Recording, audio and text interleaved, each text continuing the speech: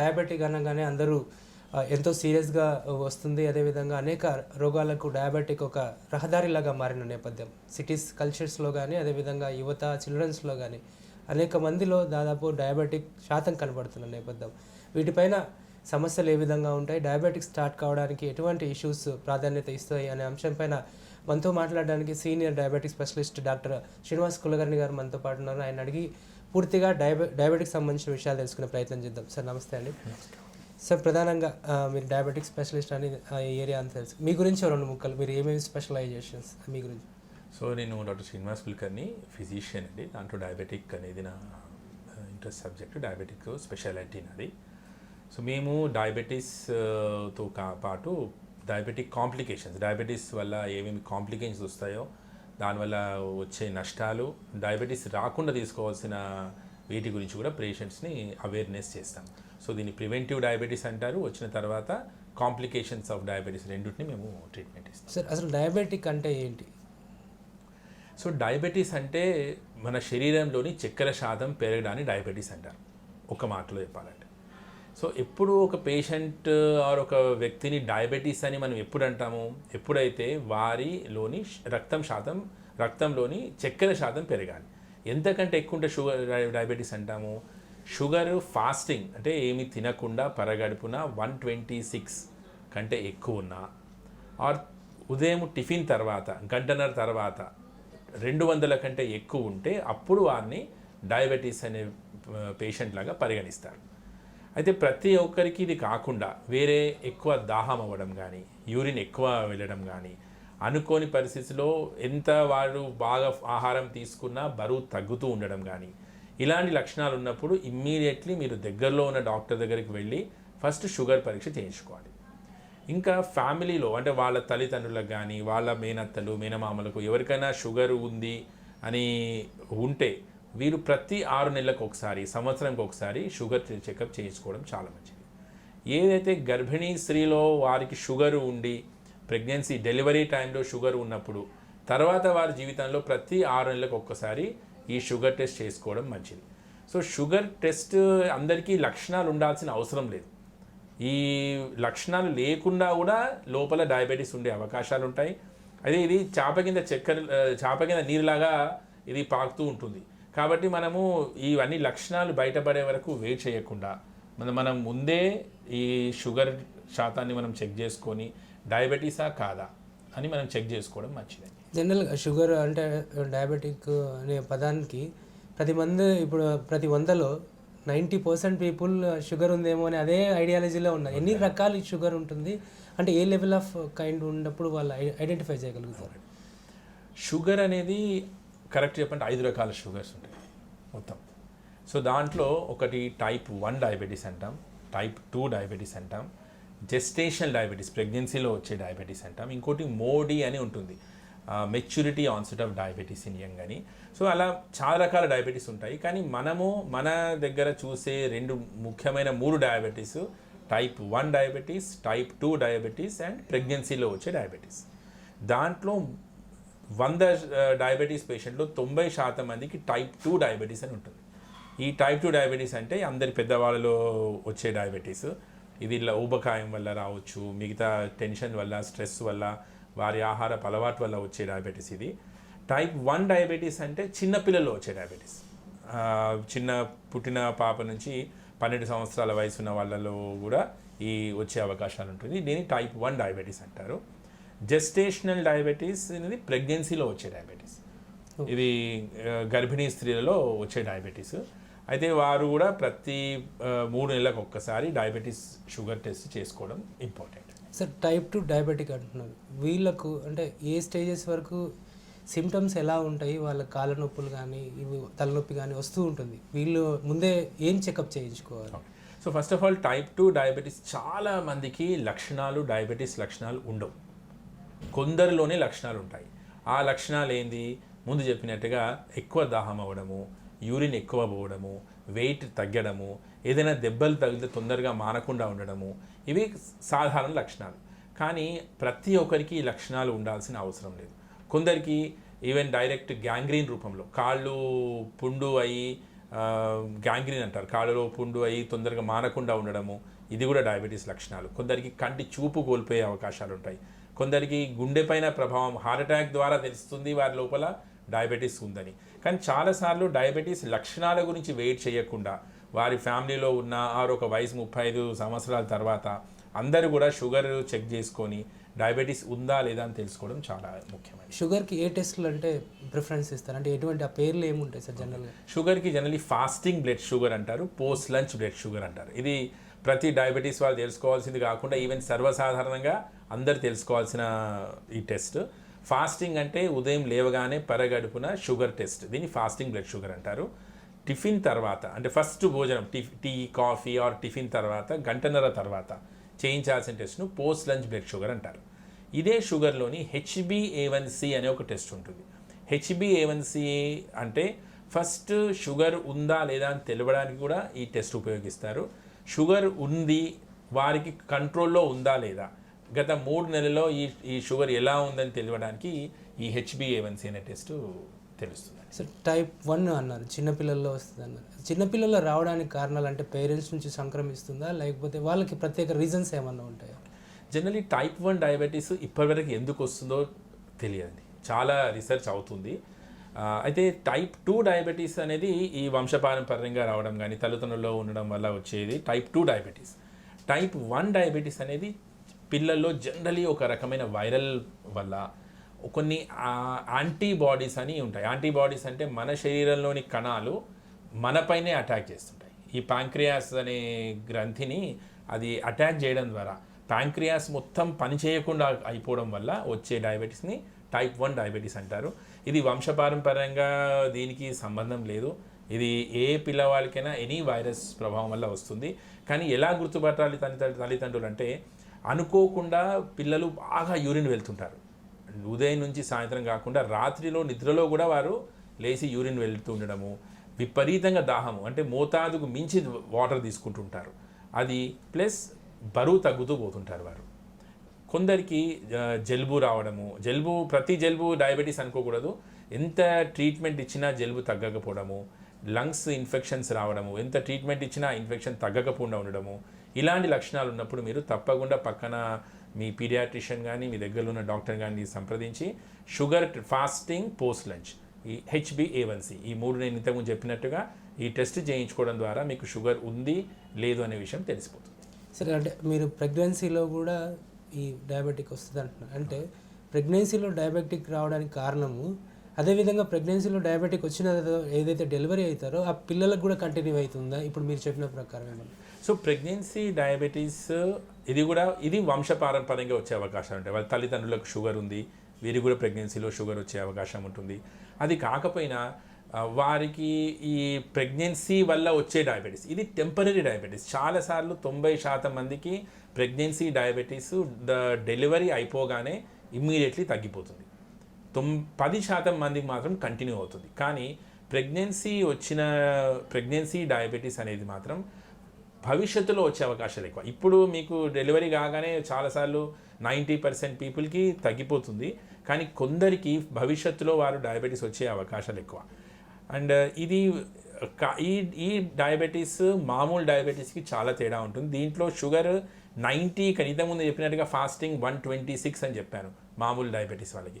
కానీ ఇప్పుడు గర్భంతో ఉన్న స్త్రీల్లో ఉన్న షుగర్ 90 కంటే లోపల ఉండాలి వారి షుగర్. పోస్ట్ లంచ్ అనేది 130, 140 కంటే లోపల ఉండాలి.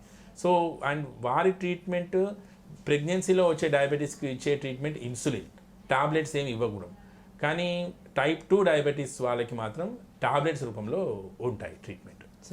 ప్రెగ్నెన్సీ లేడీస్ ఏ విధంగా అంటే ఈ షుగర్ ఉందని ఒకసారి ఐడెంటిఫై అయితే జనరల్గా ప్రెగ్నెన్సీ అనగానే వాళ్ళకి చాలా వాల్యూ థింగ్ ఉంటుంది, ఏ విధంగా జాగ్రత్తలు తీసుకోవాలి? సో ఫస్ట్ డయాబెటీస్ అనగానే ప్రతి ఒక్కరు ప్రెగ్నెన్సీ ఉండనియండి, టైప్ 2 డయాబెటీస్, టైప్ 1 ఎవరున్నా కూడా ఆహారపు అలవాటు చాలా ముఖ్యమండి. ప్రెగ్నెన్సీలో అయితే మరీ ఇంకా జాగ్రత్త తీసుకోవాలి. ఏ జాగ్రత్తలు తీసుకోవాలి? ఆహారము మంచి బలమైన ఆహారం తింటూ షుగర్ శరీరంలో పెంచకుండా ఉండే ఆహారం తీసుకోవడం ద్వారా ప్రెగ్నెన్సీలో మనం కాపాడుకోవచ్చు. ఎస్పెషల్లీ కార్బోహైడ్రేట్స్ అనేది తగ్గించి ఆకుకూరలు బాగా తీసుకోవడము, కూరగాయలు బాగా తీసుకోవడం, ప్రోటీన్స్ అనేది ఎక్కువ తీసుకోవడము, ఇవన్నీ జాగ్రత్తలు తీసుకోవడం ద్వారా ప్రెగ్నెన్సీలో మనం డయాబెటీస్ను కాపాడుకోవచ్చు. సార్ ఓవరాల్ అంటే షుగర్ కంప్లీట్గా ఎనీ టైప్ ఆఫ్ పేషెంట్కి కానీ షుగర్ పైన వచ్చే కాంప్లికేషన్స్ ఏ విధంగా ఉంటాయి? ఎందుకంటే కిడ్నీ ఫెయిల్యూర్ అంటుంటారు, ఐ ప్రాబ్లం అంటుంటారు, రకరకాల కీళ్ళ నొప్పులు అంటుంటారు. అవునండి. సో వీరికి ఏ విధంగా కాంప్లికేషన్స్ ఉంటాయి? సో జనరల్లీ డయాబెటీస్లో 2 రకాల కాంప్లికేషన్స్ అంటారు. ఒకటి మైక్రోవాస్కులార్ అంటారు, ఇంకోటి మ్యాక్రోవాస్కులార్. సో ఈ మైక్రోవాస్కులార్ కాంప్లికేషన్స్ అంటే ఏంటంటే మేజర్ వచ్చేది కిడ్నీ పైన ఎఫెక్ట్ అవ్వడము, రెండవది గుండె పైన ఎఫెక్ట్ అవ్వడము, మూడవది బ్రెయిన్లోని రక్తనాళాలు బ్లాక్ అయ్యి పక్షవాతాలు అవి రావడము, గుండె సంబంధం వస్తే హార్ట్ అటాక్స్ లాంటిది రావడము, కిడ్నీ సంబంధము కిడ్నీ ఫెయిల్యూర్స్ పోవడము, ఇవన్నీ ఒక రకమైన కాంప్లికేషన్స్. ఇంకో రకమైన కాంప్లికేషన్స్ కంటి నరాలపైన, రెటీనా అంటాం దీన్ని, రెటినోపతి అంటాం, కంటి నరాలపైన ఎఫెక్ట్ అవుతాయి. ఇంకోటి పాదాల్లో స్పర్శ తగ్గడము, దీన్ని న్యూరోపతి అంటారు. ఇంకోటి పెరిఫెరల్ వాస్కులర్ డిసీజ్ అంటే ఈ రక్తనాళాలు, కాళ్ళలోని రక్తనాళాలు బ్లాక్ అయిపోయి కాళ్ళలో పుండ్లు పడడము, ఒక్కొక్కసారి కాలు తీసే పరిస్థితి కూడా వస్తుంది.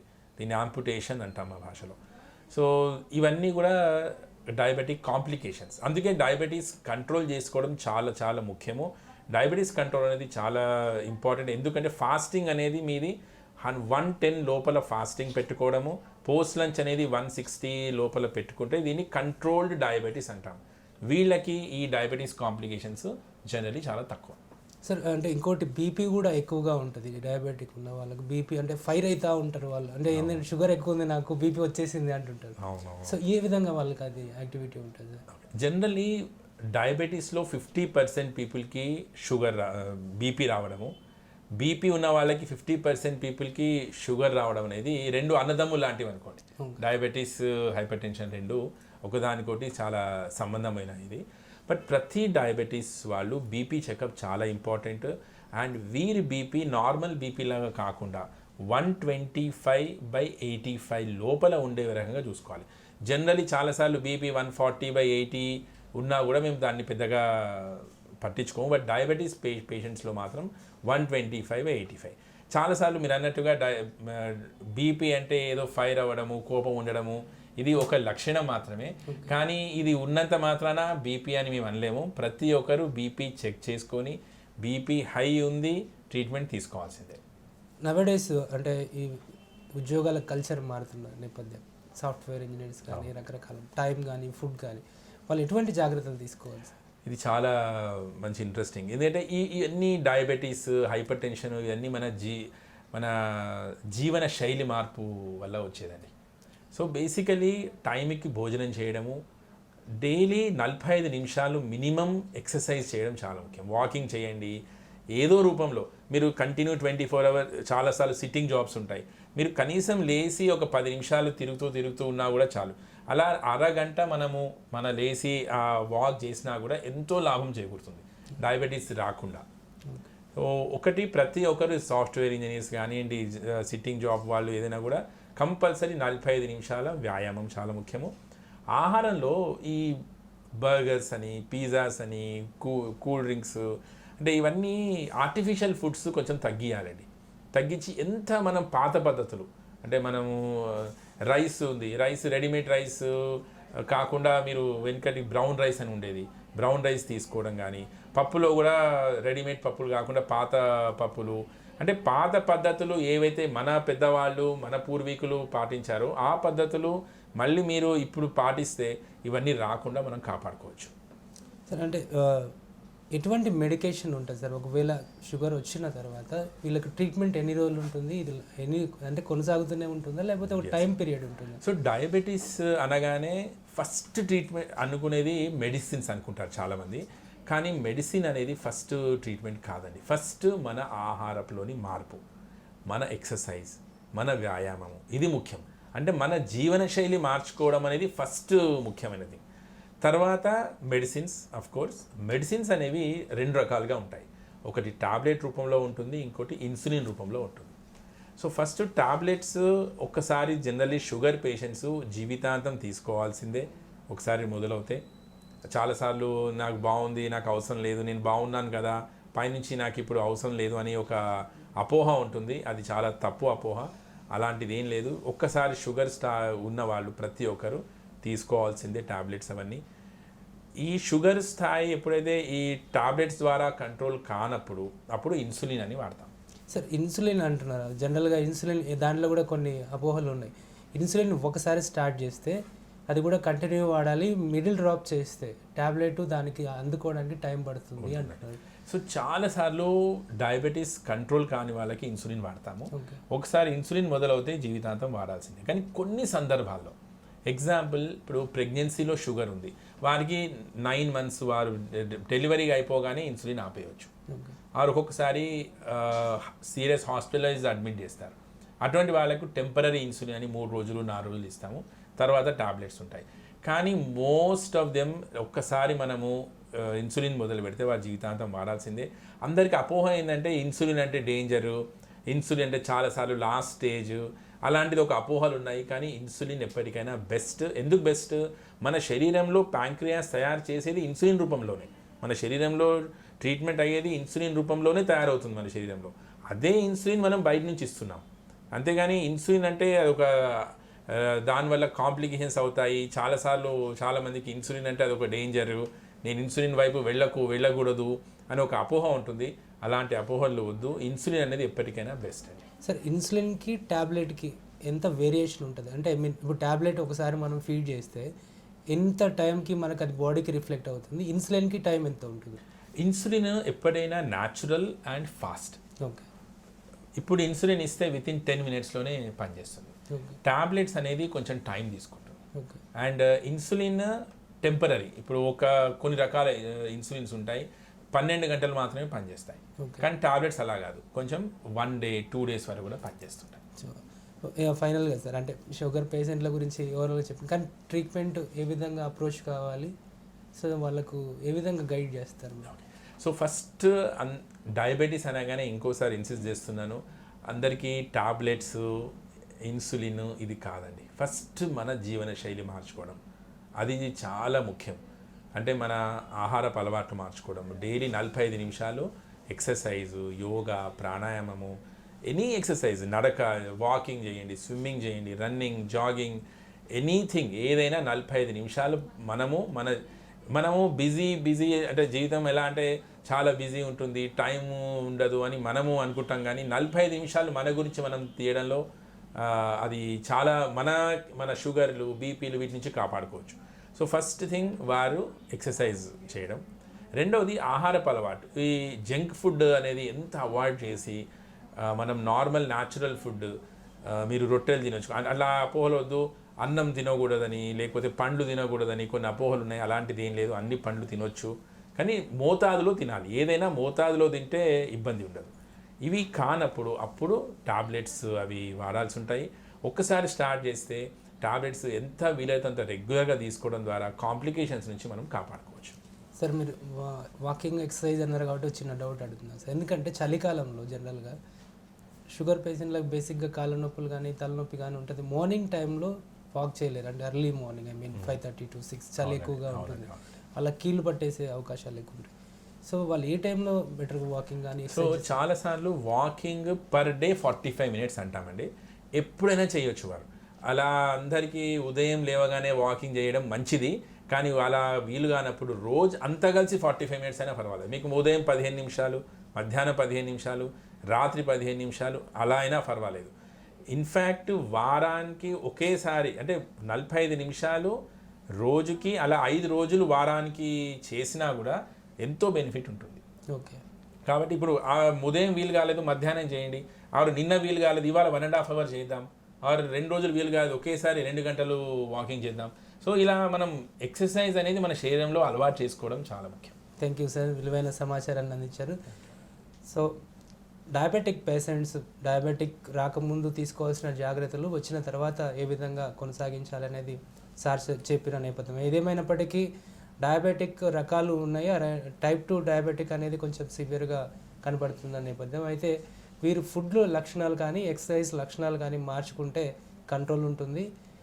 త్వరగా డాక్టర్ని సంప్రదించి టెస్ట్ల ద్వారా తెలుసుకొని ట్రీట్మెంట్ కొనసాగించుకుంటే వారి లైఫ్ స్పాన్ పెరిగే అవకాశం ఉంది.